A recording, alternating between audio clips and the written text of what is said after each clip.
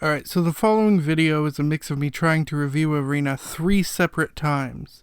Only on the third time did I finally complete it, so you may end up hearing me disagree with myself throughout the video. It's basically my thoughts in chronological order, so please enjoy. Elder Scrolls Arena. It opens up with some personality questions to help choose a class. Similar to what Morrowind does. I like the either answer questions or you can just pick a class. Of course, I'd always just pick my own. A huge difference is Arena has the entire fucking world for you to travel through, and your race is determined by where you start. So, this is Tamriel. It's one of the places on the planet Nirn. It's basically like a continent. But this is where the Elder Scrolls games take place. Now, Arena, the first game, takes place on all of Tamriel. And Daggerfall takes place between High Rock and Hammerfell, as they're fighting over land in that game. High Rock is home to the Bretons, which are part men, part elves. Basically humans who are highly skilled in magic. The Orcs also live in High Rock, on the border between High Rock and Skyrim. The Orcs are large, skilled warriors, and due to having a lack of magic, they've become really good with weapons and hand-to-hand combat. Hammerfell is the home to Redguards. They came from a continent that's lost now, and so they reside in Hammerfell, and they have darker skin and are exceptional warriors. Redguards are also important to Daggerfall's story, as well as the spin-off game we'll be talking about soon, Redguard. And Redguard takes place, like, here. Moving down, we have Summerset Isle, home of the Altmer, also known as the High Elves. These elves are taller than most species, and very powerful in magic. Over here we have Skyrim. This is where the Elder Scrolls V takes place. You can see it is wider than the rest of Tamriel, and that's because it's snowy. The Nords reside here. Nords in many ways are like Vikings, and they also used to be able to do this thing called a shout, which is sort of like magic but completely separate, but over time they lost the ability to. Next we have Cyrodiil, also known as the Imperial Province, and this is the home to the Imperials who have set up an empire, and they're about law and order and military and trading, and throughout much of the Elder Scrolls they are the main power in Tamriel. This is also where Elder Scrolls IV Oblivion takes place. Next we have Elsweyr, home of the Khajiit. They are cat-like people, although in early Elder Scrolls games, they weren't cat-like for some reason. Much of the lore was actually created in Daggerfall and not Arena. Khajiits talk about themselves in third person and are known for traveling, trading, and also making moon sugar. And many of them are also seen as thieves and often treated as less than other races, so they've learned to have a disdain for those races. Next we have Valenwood, home of the Bosmer. They are wood elves who were once in a constant state of changing, but are now this stagnant shape. They live in forests with walking trees, so that's really cool. And some of them have antlers. And, well, it used to be more prominent, it seems. It is rare to find Bosmer with antlers these days. Also, this isn't part of the lore in any way, but the fan base likes to draw Bosmers as femboys, so that's just sort of headcanon for me. Next we have Black Marsh, home to the Argonians, which are a reptile people who can breathe underwater, and also they lay eggs and have connections to Hist, which is like a tree-like thing from their land. Anyway, these guys are also treated poorly by other races, and in the land above them, Morrowind, they are often captured and sold as slaves. And last up we have Morrowind. And this area is where the Elder Scrolls III Morrowind takes place. This is the home of the Dunmer, which are dark elves. Dunmer are cursed by Azura, and they have gray skin and red eyes, which is a whole nother topic. So I chose Morrowind because both I'm about to play that, and also because it's the home of the Dark Elves. So here I am, a Dark Elf. Right off the bat we got issues because my fucking hands are white. Why let me choose my race if it will always default to me being white? The game works with a mouse. Movement and combat are also done by mouse. I thought it would use WASD to move, but no, you move by clicking the tops of the corners of the screen. Sounds have no depth to them. A rat that is in front of you or a rat that is 30 feet from you will sound exactly the same. And the game can only play 2 sounds at once. If a third sound exists, you might not hear it, which is an issue when enemies exist. Attacking also sucks. You fucking move the mouse back and forth to simulate flailing, and that's what makes you attack. Also, attack swings can cause a slight popping sound. Visually, the game is okay. You might disagree, but for the time, it's okay. It isn't god-awful, and the blood effects are cool. Enemies will spawn. They aren't in a present spot, so you can walk a hallway, no one will be there, and suddenly have your ass hit by a rat because it just spawned behind you. When you actually find the exit, the first dungeon, you can't leave unless answering about the cost of an in-game item. How would you know the cost? Well, if you bought the game when it came out, it had a manual you could look it up in. Sort of like an anti-piracy method for people who didn't have the manual. But I'm playing on Steam, so there is no manual, so I had to fucking look it up online. But if you didn't know any of this, I feel like a new player could just get stuck right here. Once you're out of the game works heavily on time. Also, daytime, people are out, but at night, the monsters and thieves and shit come out. Visiting areas is honestly really neat for the first time, but more issues arise when you think about it. Each town has a very similar setup. If you've seen one, you've basically seen them all, down to having the same people at shops and inns, etc. Also, no matter where you are, the people who own the shops and such will be white, and only when you're out in the world will you see other kinds of people. Not that that's an issue, but it breaks the immersion of that you're in a different place, especially if everyone in the city is a dark elf, but when you go into a shop, it's only white people. It just makes it weird. If they just diversified it, that'd be fine, right? Where it was just like a mix of white people, dark elf, or whatever. I put a helmet on and I was white. You can also talk to people, and they say things like, "I'm an idiot," and enjoy drooling nonsense words. After traveling around a bit, everything becomes really samey to me, and rather boring. Also, Khajiits fucking look like this. I guess they weren't cat people until Redguard, but what the fuck is this? Any charm quickly fell away, and I quit. I don't actually hate this game anymore. Not that I would compare it to the other ones that I'm absolutely in love with, but enough so that I found things in this I like, and therefore do not hate this game anymore. I really like the music and the ambience. It can really set a mood.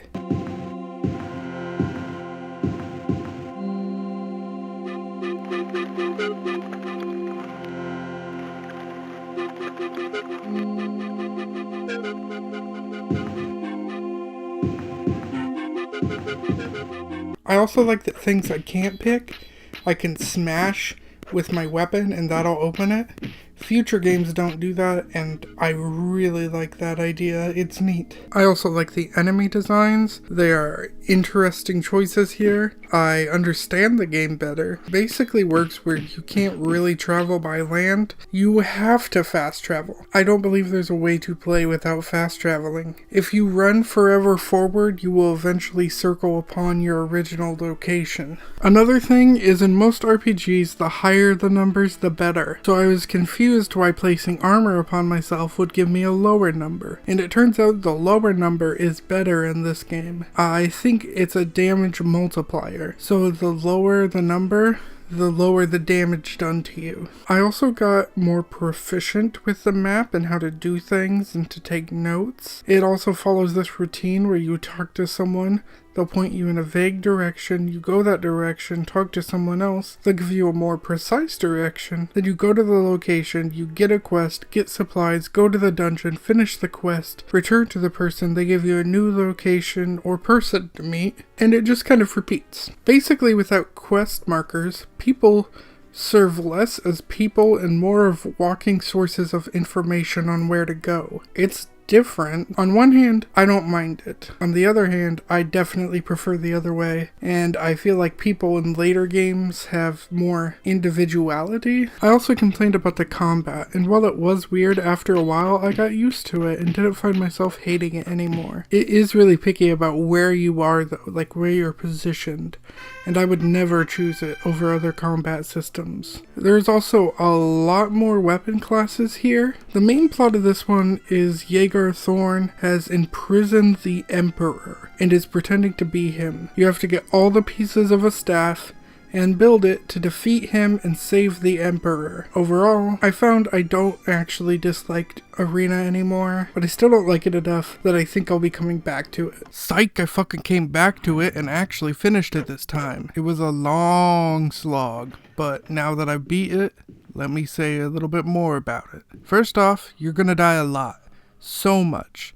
Make sure you save scum, because that seems to be what was intended for it. Dungeons are fucking massive mazes in Arena, and I'm talking massive. There were ones that took me multiple hours. I actually recommend a guide for this game so you can get through it faster. I honestly started using a guide on my third playthrough, and that's what helped me actually teach me enough to finish this game and not leave me wandering through the maze-like dungeons for hours. You were a fool to... On top of that, there more often than not wasn't a lot of good loot in dungeons, and I found myself getting items I actually used from stores more often than the dungeons, which honestly made stores more useful than in some of the other games, but a happy medium is my preference though. You will find yourself writing a lot of stupid shit on your map if you don't use a walkthrough. Enemies keep getting harder, which is what you would expect, and with my warrior he could take most close range combat just fine. But goddamn, enemies can fucking machine gun magic at you, and they can be so far away you might not even know where it came from, or how you died. Late game, you're going to need a lot of potions, you're going to need resist fire and resist shock. Not so much resist frost though, as you almost never see frost enemies late game. Resist is also a strange word here, because unlike in later games, where it helps you resist damage, in Arena, it just negates it. The potion of resist fire will make you fireproof temporarily. Some dungeons use gimmicks like boats or tunnels, and many of them have keys you have to find or riddles you have to solve. And while I praised Morrowind for having a riddle section, it was one section. Arena is making you do riddles in every fucking dungeons, and I don't want to do that. Hell, I don't even want to backtrack after spending long-ass periods of time finding the end of a dungeon. Often doing one dungeon in Arena was all I could even handle for a day. And to be honest, most were boring and tedious. There was one that was neat, and that was the highlight of the entire game for me too, and that was the zoo filled with almost every kind of enemy for you to fight. I thought it was an interesting concept. I also found that the second to last dungeon was called Dagoth Ur and was set in a mountain at Morrowind, and I thought that was really cool too. The fact that it existed all the way back then, even if it seemed like they were referring to the mountain and not the person. In fact, you can even see the mountain if you are in Morrowind, which is crazy, because they did a good job of giving Morrowind the same draw distance they did on the Xbox, which is fucking none. Dungeons sometimes have interesting scenery, but interacting with it just isn't a thing, and the things you can interact with can be finicky. Keys can be hard to pick up, and piles of gold usually are visual liars, as all you can take is like a dagger or something. To make money, stealing from the mages is your friend. It's one of the only places in the city you can save inside of, and has high value items to steal, to either sell or to keep. If you get caught though, the penalty is death. These guards don't fuck around. Guards really only show up after you commit a crime, and are nowhere near to be seen after that. Levitate is needed towards the end game, as there's some areas you can't get into without it. Like to get to Jagar Tharn, the final boss, you gotta levitate over a pool of lava. Pass wall is another spell you'll need. It basically lets you delete some walls. It's really handy for skipping some steps in some dungeons, but I understand why it isn't in later games, as Arena is a blocky Minecraft world, and later games have more complex 3D geometry. However, I guess they could do it with like a no-clip kind of thing. but that also sounds tricky, and this is a spell I can see why it was removed. Some enemies honestly look pretty good, but others look like little kids drew them. Not that I could do much better, but still, it's bad. I liked the design for the fire demon best. It kind of gave me a smaller Balrog vibes. The trolls look good. Monitors are a little bit off. Wolves are fine. Ice golems are okay. Liches are okay. Medusas have their tits out, so I can't show them on YouTube. But these iron golems are interesting because they look robotic. So my headcanon is these things are actually those dwarven centurion things, which dwarfs are mentioned but never seen, which not only fits the lore but also fits for me too. So that's what I'm going to say. These are those dwarven centurion things. The game kind of lags and goes too fast at the same time, and some NPCs either need more animation frames or their frames slowed down. The beggar is begging harder than anyone else. He's fucking grinding as if begging faster and faster is gonna get him more money. Same thing with the sex workers. And it kind of makes it look like her eyes are knocking together. And one of them has this suck dick hand animation, and that's the only thing she can do, and that's interesting, I guess. This game is super repetitive. Sleep and Rhea will talk to you in your dreams. She was Jagar Thorn's apprentice before he kidnapped the Emperor and pretended to be him. She also looks so much like my mom from the 80s, it's crazy. If I had a photo, I would do like a side-by-side. Anyway, she gives you a vague hint. Then you go talk to a person and ask that person about the hint. Then they tell you they don't know, but that someone in a different land does. Then you travel to that different land and ask if they know, but they don't, and so someone in a different town does. So then you go to that town and they say they don't know, but someone at the Mages Guild or a temple does. So then you ask where that Mages Guild or that temple is, and they say they don't know. Go in a direction to find out. So then you go in that direction to find out, and then you ask someone else, and then they finally tell you and write it down. Then you find the person who can tell you where the piece of the staff is, but every single time they want you to do a long dungeon for them before revealing where the long dungeon you need to go is. And you repeat this 8 times until you have the staff built. That's the main story. It's very repetitive. It uses some of the same shit over and over again, even what you need to get in order to have them tell you. So it's pretty fucking repetitive. Towards the middle of the game, I was kind of getting used to it, and I was kind of not minding as much. I thought I could even like this game. I was starting to understand anyone who decided they really liked this game. But by the end of it, I could not wait to finish the game. I was so sick of it.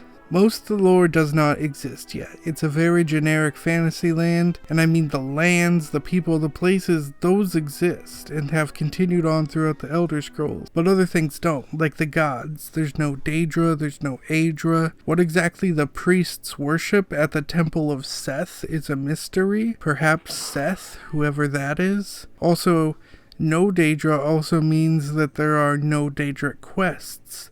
Although you can get artifacts, only 1 per character, and they're not tied into the Daedra. That also means no Daedric armor either. Lots of Lord of the Rings stuff though. Mithril armor and references up the ass to Lord of the Rings, like this shop that mentions Legolas.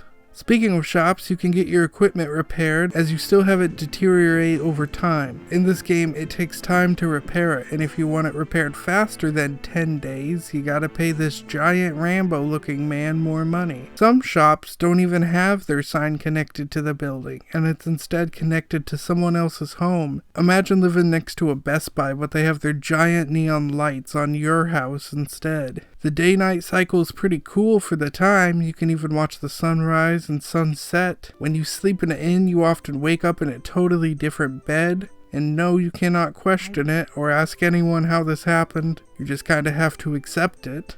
Jagar Thorn will insult you from far away all the time till you actually fight him. And what's cool about the way he talks is I can insert any words here.